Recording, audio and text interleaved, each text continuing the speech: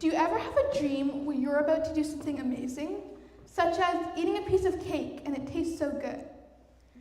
Then you wake up and realize you were eating your pillow. Or when you were flying in the air and it is so wonderful and whimsical, only to wake up and find yourself in your dull room again. This has happened to me many times. I will find myself in a dream, being able to control my dream, only to find myself in my room. Again, no flying, no eating cake. Dreaming has always come easily to me. I mean, all I really have to do is close my eyes and try to drift off. I will find myself in a place I have never been before, or a place that is oddly familiar. Hello, my name is Heffelfinger, and today I will be talking about the psychology of dreaming and how to control and induce lucid dreams. Lucid dreaming means having the power to influence your dreaming. You can literally do whatever you want with your dream with no boundaries and no rules. Lucid dreaming is powerful and lets your imagination go wild. Today, we will explore the psychology of dreaming in several different important sections. First, I will introduce REM sleep as a crucial building block for understanding the psychology of dreaming. Next, I will explore lucid dreaming, the main point of my presentation. We will explore the similarities between lucid dreaming and shifting. After that, we will look at different cultures and approaches to dreams, focusing on Tibetan, Buddhist, and Australian dream interpretation. Additionally, several techniques to try to induce lucid dreams will be outlined, such as mnemonic induction of lucid dreams, aka MILD, and wake back to bed methods. Finally, in conclusion, this presentation explores the psychological and cultural parts of lucid dreaming, arguing that lucid dreaming represents a unique part of our conscious, culture, and our control. While exploring dreaming, it is first important to lay out how scientists and neurologists know all of this. The most important thing to understand before studying lucid dreaming is the neuroscience of REM sleep. REM sleep stands for rapid eye movement. It begins in about an hour after you fall asleep fully. During REM sleep, your brain's activity remains high. However, the state of your body is inactive during the night, which prevents you from acting out in your dreams. REM sleep was first discovered in the 1950s when scientists were discovering how infants sleep and noticed that beneath the eyelid of the child, their eyes were moving from side to side. There are 5 stages of sleep: wake, N1, N2, N3, and REM. The first stage, wake, depends on whether your eyes are open or closed. When the eyes are open and alert, your brain shows what is called beta waves. When the eyes are closed, alpha waves replace the beta waves. This is the first stage of wakefulness. The second stage, N1, is one of the lightest sleep stages. It is when theta waves take over more than 50% of the brain's activity, replacing the alpha waves. This lasts about 1 to 5 minutes and takes up about 5% of sleep. The next stage, N2, is a longer stage that takes up about 45% of sleep. During N2, the brain's activity shows what is called sleep spindles, which helps with memory and learning. In this stage, you may be dreaming, but you are usually unaware of it. In this stage, this is also what happens. This is also a part where bruxism, aka teeth grinding, can occur. This all lasts about 25 minutes. The third stage, N3, is the deepest sleep stage. Your brain's activity shows what is called delta waves, which are the slowest and the largest waves. It is difficult to wake up during this stage, even with loud noises around you. As people age, they spend less time in this sleep stage. Skipping sleep not only leads to being tired and feeling unwell, but can also lead to developing sleep disorders. Physical health issues can also develop when people miss sleep. If sleep is skipped too much, it can come with health problems such as weak immune function and imbalance of hormones. We have now completed the REM section. We will now move into the lucid dreaming part. Lucid dreaming usually occurs in REM sleep and typically happens in the second half of the sleep episode. Dreaming can happen in many stages of sleep, but most often occurs during REM sleep. About 55% of people realize they're dreaming in the middle of their dream. This happens for normal dreams as well as lucid dreams. Studies show that people can often remember their lucid dreams better than their regular ones. Lucid dreaming was first studied in 1913 by a Dutch psychiatrist, Frederik van Eden. He was a researcher in ethical philosophy and wrote a book called A Study of Dreams. Lucid dreaming in some cultures is thought of as a sacred art. Throughout your day, you will want to make sure to say this phrase about 5 times. You will want to say, "This is a dream. This is a sacred dream." When doing this method, you might be struck by the realization that every aspect of your life is infused with a lot of spiritual meaning and energy.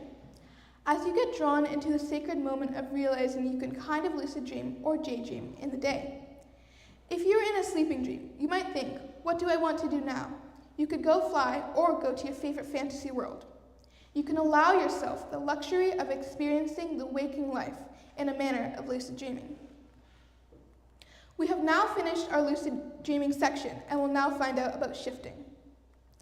Shifting is very similar to lucid dreaming, but they aren't exactly the same. Both involve becoming aware whether you're sleeping or resting. In lucid dreaming, people realize they're in a dream and sometimes try to control what happens. Shifting is a bit different. It's when someone uses their focus and intention to shift into a different reality. Shifting can feel like stepping into a whole new world. It is so magical and interesting that you could actually be in your favorite world or imaginary one. People try to shift into places such as Harry Potter, Stranger Things, and more. The idea is that your mind can visit or even live inside an alternate version of reality, even if for a short time. Some people believe that shifting is merely falling asleep and having a vivid imagination. Other people think differently. People believe that shifting is connected to the multiverse theory. It's the idea that there are many different versions of each universe, and each universe has a different version of you. People believe that every choice you make in your dream could affect the waking life and could create a new universe. So that there could be a different version of you who made different choices, who lives in a different world and has a completely different perspective on life. Shifting was first discovered in the 1970s, when researchers and dream explorers began talking about altered states of consciousness. But it became popular in 2020, especially on TikTok, when many people were stuck at home during the pandemic. People were bored and began to watch TV, as you do in a big pandemic. They soon came across a show called Rick and Morty. The show helped bring attention to the idea of alternate realities and different versions of oneself, hence the idea of shifting. On TikTok, people began sharing ideas and tips on how to induce lucid dreaming. People who shift often use scripts. They write how they want their dream to go so that it will look perfect in their desired dream state reality. A script will typically be what a person wants to look like, where they will go, who they will meet, and who they want to be. Other people try to induce shifting by using audios called subliminals, or listen to calm and classic music. Some people believe that versions of yourself can exist in other universes and can cross paths with the current self. That means that there's another possible you living in the same world, just at a different point in time and under different circumstances. This belief is blended with spiritual ideas as well as science fiction. Shifting is powerful and helps people stay in control. It can be a way to escape stress or to explore a completely different version of oneself. Now that we have finished looking at shifting, we will now move into cultural interpretation to dreaming. There are so many different diverse cultures in the world, and that means they all have a different way of interpretation to dreams and approaches to dreams. The cultures I will focus on are Australian Indigenous perspective on dreaming, as well as Buddhism interpretation to dreaming. For Australian Indigenous peoples, dreaming means being connected with the land, ancestors, and animals.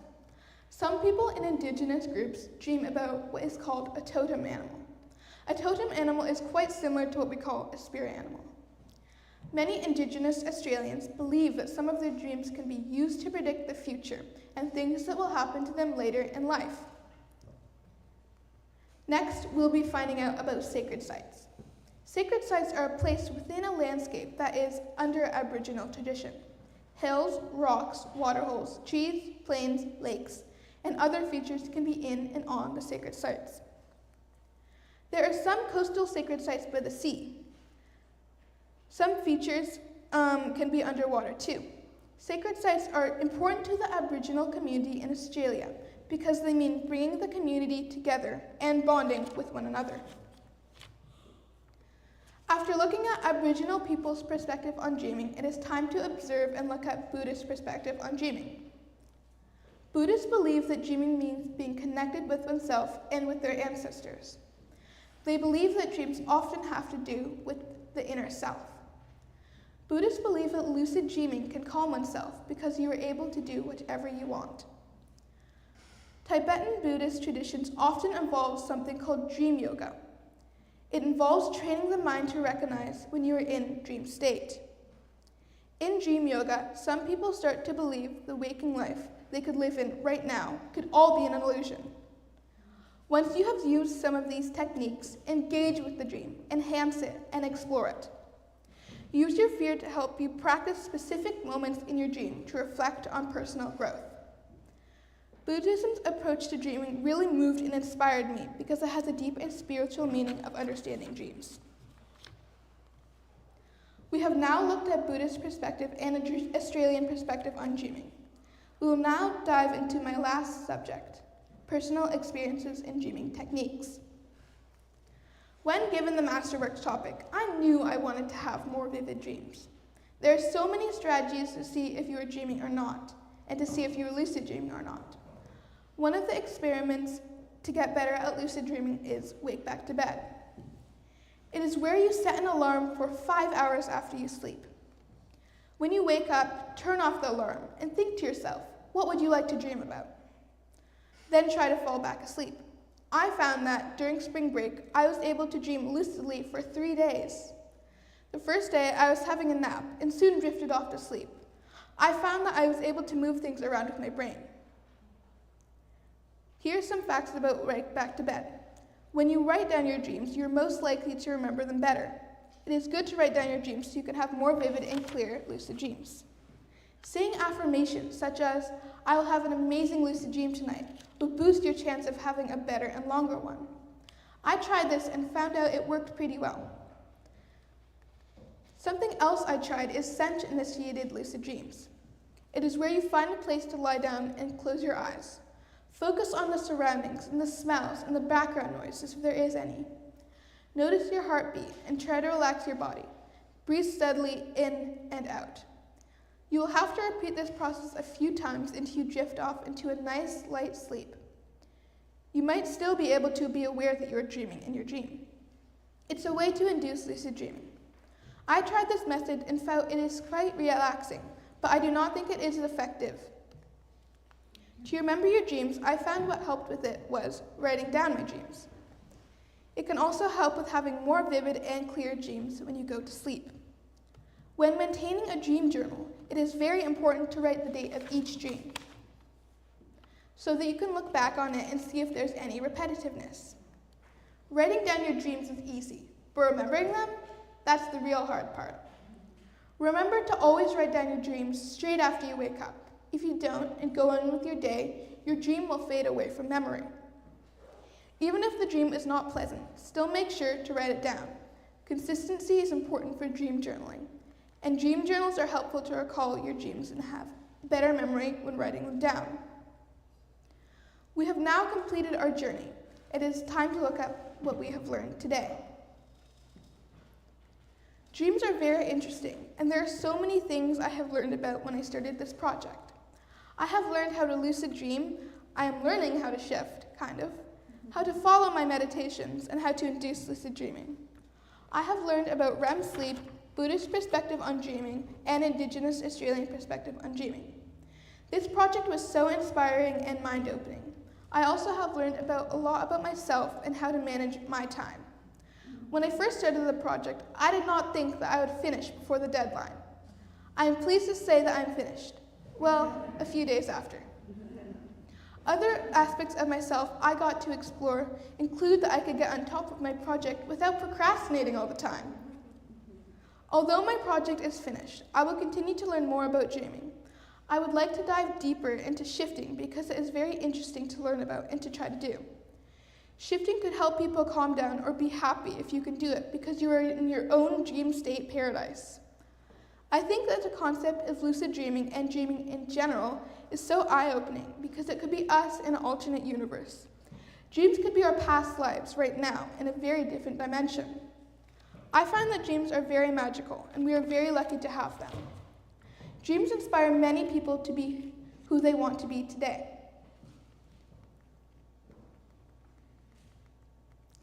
Before I end my presentation with my thank yous, I would like you to all go on an adventure with me of a guided meditation. I would like you all to settle down and relax and take deep breaths and listen to the speaker's voice. A 3-minute breathing space.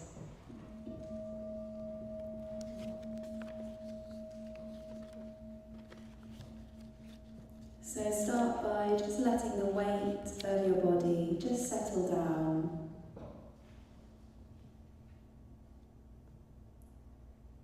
Feeling your sit bones on the cushion of the chair.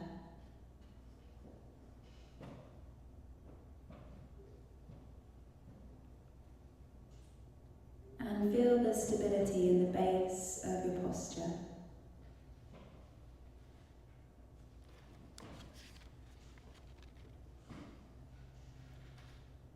Let the spine rise up in its natural curves. Relax the shoulders.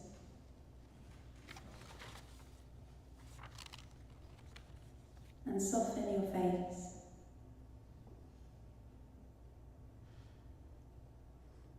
Release the jaw.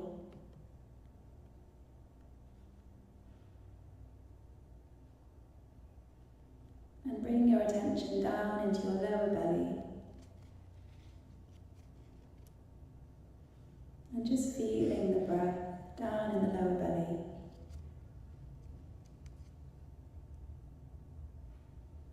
The gentle rise and fall. Inhale and exhale.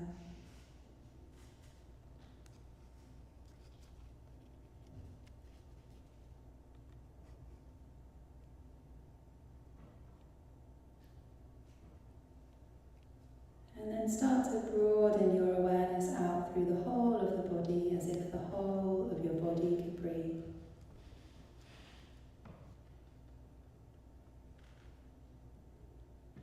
Feel a sense of expansiveness with your breath through the body.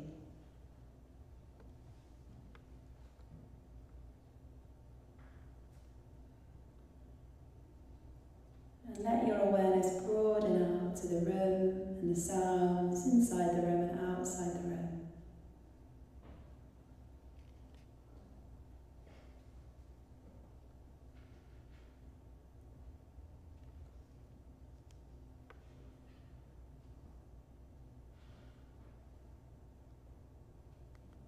And when you're ready, just bringing the practice to a close.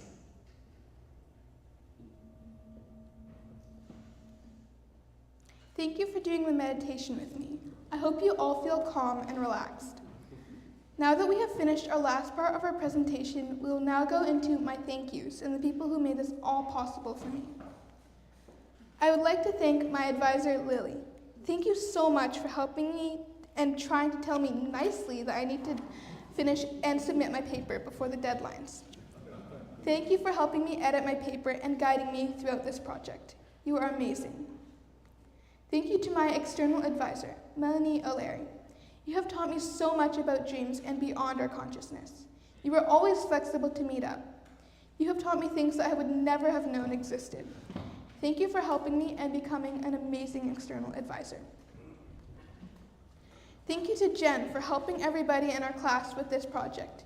You taught me how to really proofread my paper. You were always there to check up on everybody and make time for people to chat. Thank you to my family for listening to me rant about my presentation. You have some true patience. Thank you to Michela Roche for helping me with my slides. You are a lifesaver, truly. And finally, thank you for listening. You guys have been a great audience, and I know what it's like sitting watching presentations, which can often be boring. Thank you for listening to my presentation, and if you happen to be inspired by it, please don't forget to try the methods I taught you about to shift or lucid dream. Don't forget to dream.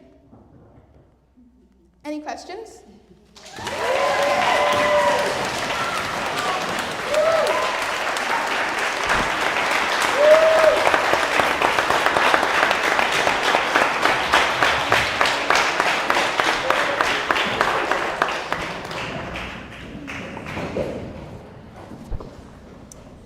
So we are now at the point where we have questions, and Miss Heffelfinger will try to answer them. This is our mic, so I will pass this first to her advisors. Thank you. Hi, Ema, great job. Hi, thank you. I have 2 questions for you. My first question is, can you please talk a little bit more about the difference in control that you have in a regular dream, a lucid dream, and then a shifting dream? Yeah, okay. So in a regular dream, you have like no control of what you're doing. In a lucid dream, you have a little bit of control and you can kind of choose on what you want to do. I think of it kind of like real life. Like you can choose some parts, but you can't choose all of it. In a shifting dream, you can control everything. You can change every little thing in your dream you don't like. So. Thank you. My next question, Ema, is when we begin to learn about a new topic, our questions tend to be pretty broad, like, what is it? But as we become experts, our questions become better and more specific. So what questions do you still have, or what questions have been sparked for you in this project? Yeah, the questions I still have are, like, what do other cultures think? What are their interpretations of dreaming? And I also want to learn more about shifting when you're awake, because that's a part that I did not dive into. Mm-hmm. And any particular cultures that you're interested in? Probably like Indigenous dreams in Canada, because I know I was going to do that, but we just didn't have time. Mm-hmm. But I would like to explore a little bit of that too. Okay. Thank you, Ema.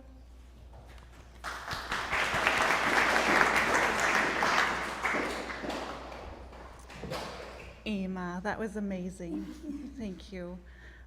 I just want to say it was amazing to walk beside you, and thank you for also inspiring me to come back to my passion for dreaming and all those other worlds.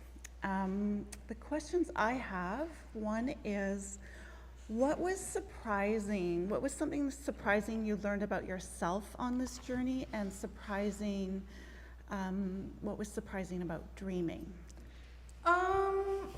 I think what I found with dreaming is that it's very special, and it's not just like you fall asleep and then you dream and then you wake up and go on with your day. It's like you keep that with you, I think. And for me, what was surprising and what I learned about is I learned how to manage my time, which is pretty great because I normally can't do that. And my second question is, what will you continue to share about dreaming after today? I think I want people to realize that like lucid dreaming and shifting is like, you can kind of, you can kind of have a second chance and kind of do it like I said, you can kind of do whatever you want in it, and you can practice scenarios, and I think, I'm not really sure. I think I want to share with people that dreams are very special and meaningful.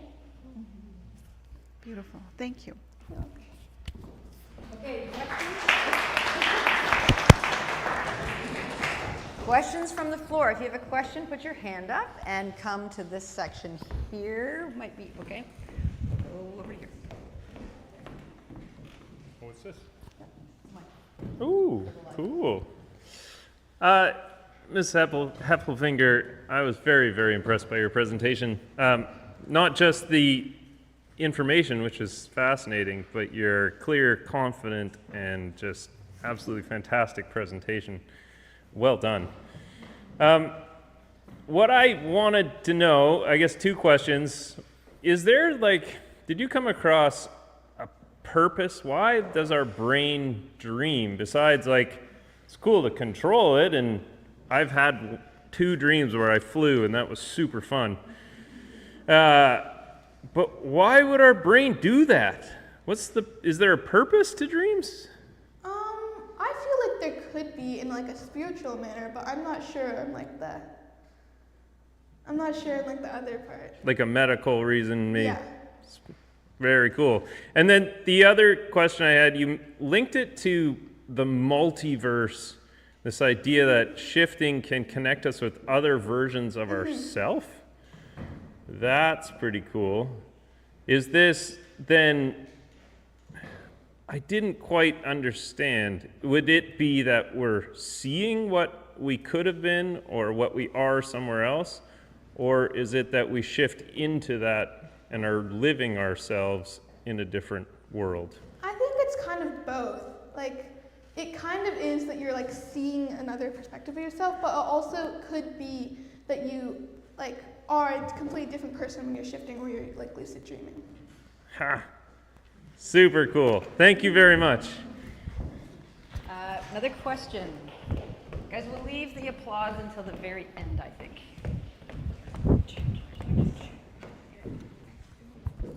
Is this, it's not, oh, it's for there. Okay, sorry. Emma, I'm so proud of how well you did.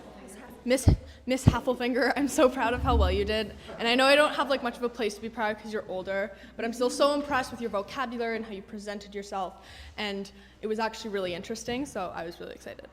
I just had a question. How do you think your subconscious and your conscious connect better, and what could the possible benefits of that be when you can access lucid dreaming and shifting?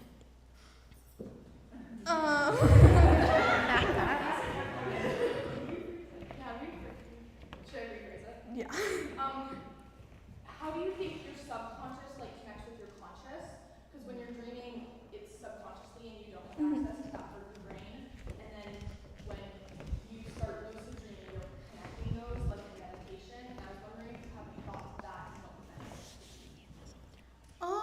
I think the benefits could be like it's kind of like you're overlapping with like a different part of yourself. And I think that you just get to explore more about who you are and like find out about your identity more. Another question?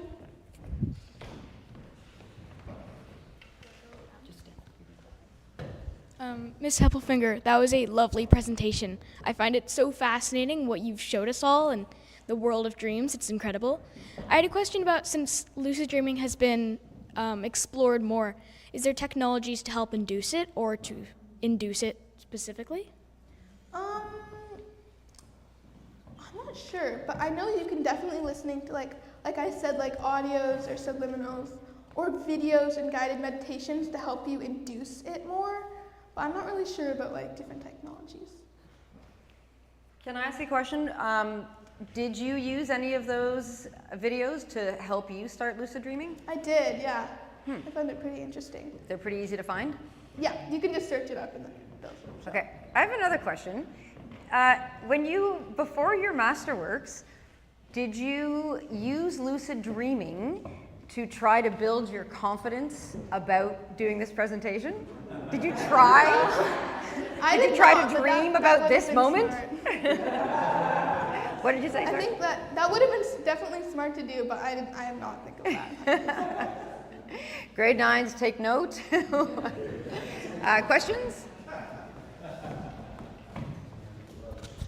Thank you, Ms. Heffelfinger. I was really excited to hear your presentation because I think there's something really interesting going on there. Whatever it is, whether it's multiverse or we're tuning into our conscious or subconscious, but for some reason I get a sense the world doesn't pay much attention to that. That dreaming and dream research is kind of out on the fringe. So my first question is it still there? Is it coming into sort of mainstream science or research or something like that? And then I have a follow-up question for you. I think so. Yeah. I think it can. What was the question? So do you like? Is it just a fringy kind of topic, or are people starting to take dreams seriously? Like when you think of science and medicine and those kinds of things, we think of a bunch of things, but we don't often think about dreaming as something we need to pay attention to that way. I think that people are trying to take it more seriously, just like not as, because lucid dreaming isn't as well known as I think it should be, but I've definitely been doing research and I've noticed like there's definitely more science-based parts in it, so I think it is taking a little bit. Good to hear. So, and the other part is, as the head of a school, I'm always trying to think, are we doing what we need to do for the kids in our care? And is this something we should be paying attention to at kind of a school level? You know, we talk to kids about eating well and sleeping well. Do we have a conversation with kids about tuning into your subconscious, conscious, or dreaming and things like that? Would that be something valuable for schools to talk about? I think that would be valuable. I think that'd be very interesting to dive into like more personal matters and who you are and to discover yourself. All right, well, we'll consult with you then. Yeah. Thank you.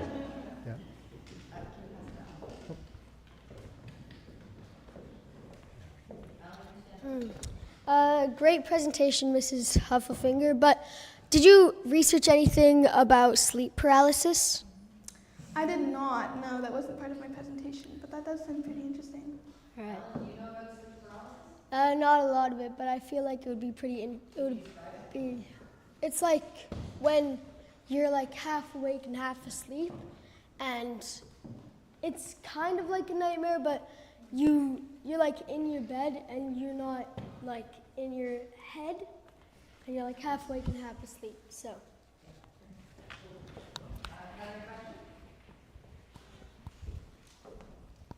Amazing presentation, Ms. Heffelfinger. I was wondering if you see yourself taking this anywhere for like a future career, and if so, like what would you want to do with it? I honestly do not. I just chose this because I found it really interesting and I wanted to do it for this year, but I don't think I do want to do it in the future because it's just so complicated and there's like so much to learn. But I do find it very interesting. Can you stand up, John? Ms. White?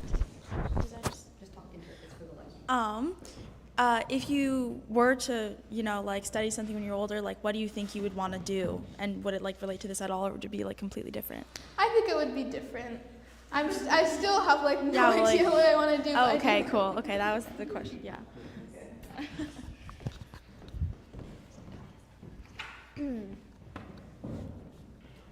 Amazing presentation, Ms. Heffelfinger. This was so good. My question is, so I know you obviously don't want to take it into a career or anything, but could you see yourself like lucid dreaming and doing stuff like that, like in the future, just for fun and stuff? I definitely do. It's really fun to lucid dream and shit things, so I definitely think I do want to do that.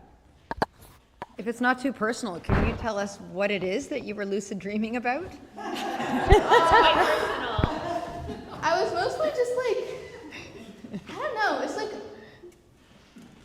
I'm not really sure. I mostly just fly around in my dreams because like, who wouldn't want to do that?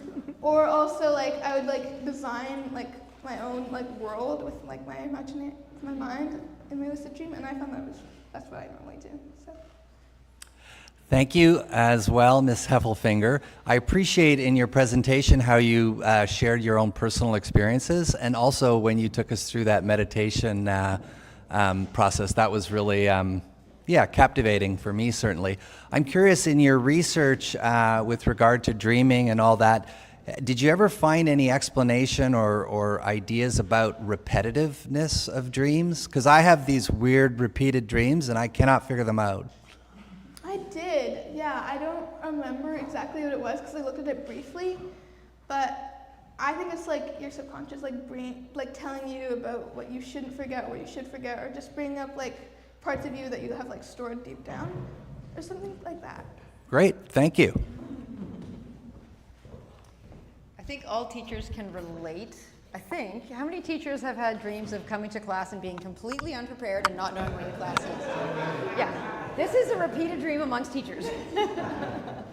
I'm going to ask a question. How many of you have had or have tried to lucid dream, to direct your dream? How many of you are going to try to do it? Yeah, I think it's really interesting. Is there another question? Students? Stand up. That was a great presentation, Mrs. Heffelfinger. But do you know anything about like dream sequels? Because I know sometimes I had a dream, and then I woke up, and then the next day I had a dream that was a sequel to the first dream. Yeah, I know what you mean. I also didn't do that much research on it, but I'm not sure. I really don't know about that part, but I do find it very interesting. Ms. Heffelfinger, did you get to sleep more in your presentation for this project than normal? Because I could see myself being like, sorry, I can't do the dishes. I have to go do Masterworks. Should be great. But no, you didn't sleep anymore? Not as much, I wish. Missed opportunity there, I think. Did you have a question? Oh, yeah. Hi, Ms. Heffelfinger. I'm sorry I missed your presentation. I'm going to ask a question, maybe you covered it, but I often have dreams where I can't finish something, and it's in different areas, like whether it's making something or something at work or whatever, and it's really frustrating, and the whole night I can't get it done, and then I wake up and I'm going, woof, it's just a dream. Have you come across that? I have, yeah. I've had a couple of those, especially with Masterworks, actually. But do you know what it's related to? Probably just like stress or anxiety, or Yeah, you're probably right. Thank you.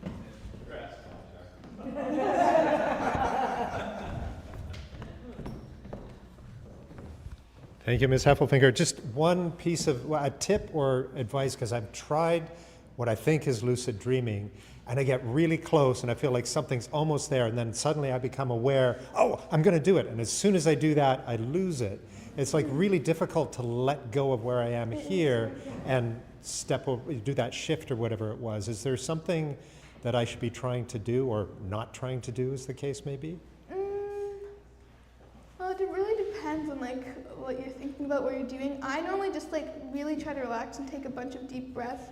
And I like I said, I set an intention. I say like, I really want to lucid dream, and that definitely boosts it and helps it. Ah, okay. So maybe you could try that. I'll try it. Thank you.